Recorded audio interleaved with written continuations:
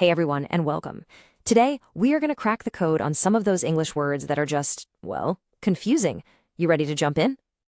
You know that feeling when you're about to say something, but you pause, wondering, wait, is that the right word? Yeah, if you've been there, trust me, you are not alone. It happens to literally everyone. Doesn't matter if English is your first language or your fifth. And that's exactly why we're here today. We're going to demystify 8 of these super tricky words so you can use them with total confidence. Let's get started.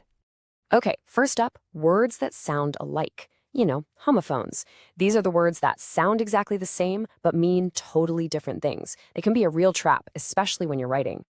All right, let's kick things off with duel versus duel. They sound exactly the same, right? And what's really interesting is they both come from the Latin word for two, but that's pretty much where the similarities end.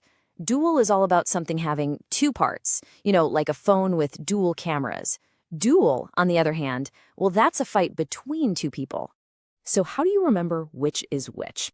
Here's a great little trick. For dual, think of the A as standing for all the parts. And for duel, think of the E as standing for enemy. It's so simple, but honestly, it works like a charm.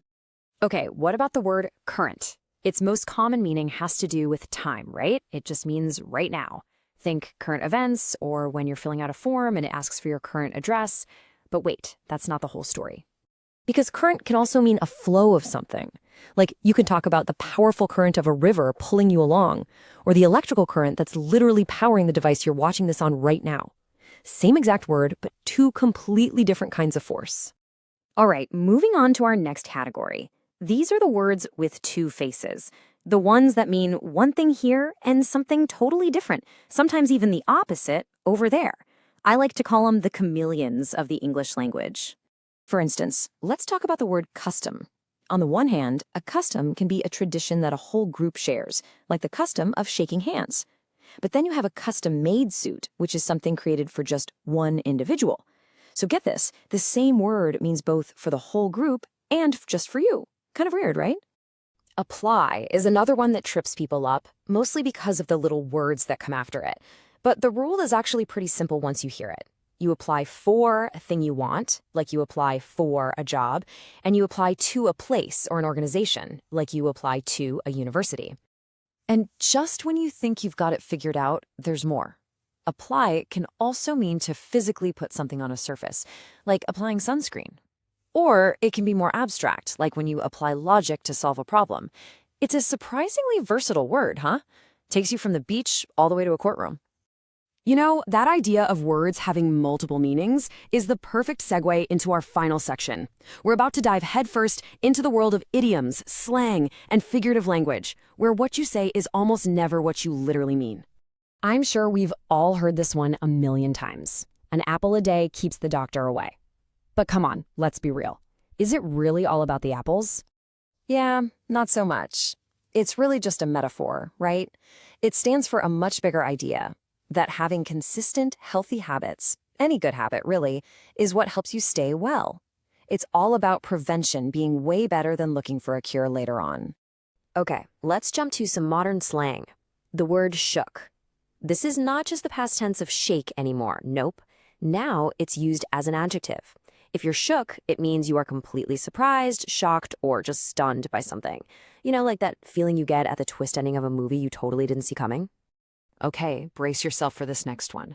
It's a real mouthful. Takotsubo cardiomyopathy. What is that? Well, it's the actual clinical medical term for what we call broken heart syndrome, a real condition where intense emotional stress can physically damage your heart. It's wild.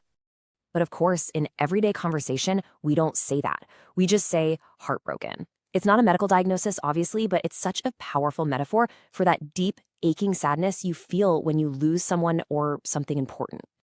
All right, here's a classic trap that gets so many people. Under par. See, if you're a golfer, being under par is a great thing. It means you're doing better than average.